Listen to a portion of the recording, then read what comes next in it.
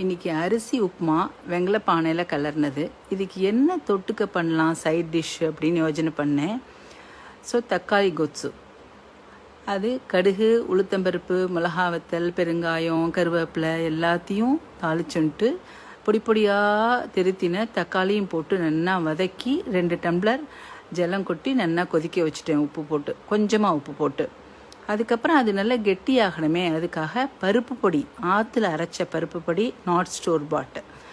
ஏன்னா அதில் பொட்டுக்கடலை கலந்துருக்கும், அது கொஞ்சம் நல்லா இருக்காது மாவு மாதிரி. இந்த பருப்பு பொடியும் 2.5 ஸ்பூன் போட்டு நல்லா கொதிக்க வச்சுட்டேன். தக்காளி நல்லா வெந்ததும். ஸோ இந்த பருப்பு பொடியிலையும் உப்பு காரம் இருக்கும், அதனால ரொம்ப டேஸ்ட்டாக இருக்கும். தனியாக பருப்பு போட்டு கலக்கணுன்னே இல்லை. இந்த பருப்பு பொடி போட்டு கொதித்த உடனே நல்லா கெட்டியாகி கொத்து பிரமாதமாக ஆயிடுது.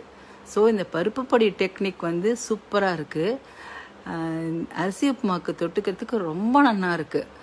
தக்காளி கொத்து நம்ம பைத்தம்பருப்போ துவரம்பருப்போ போட்டு கொத்து பண்ணோன்னு இல்லை. இந்த பருப்பு பொடி இருந்தாலே அதை போட்டு வேக விட்டுட்டா நல்லா கெட்டியாகிடுறது, நல்லாவும் இருக்குது. ட்ரை பண்ணி பாருங்கோ. என்னதான் இருந்தாலும் இந்த அரிசி உப்புமாக்கு கொத்து இருந்தாலும் அந்த தயிரோட காம்போ ஒரு ஸ்பெஷல். அந்த தயிர் தொட்டுன்னு சாப்பிட்டா ரொம்பவே பிரமாதமாக இருக்கும். அரிசி உப்புமா, கொத்து ப்ளஸ் தயிர்.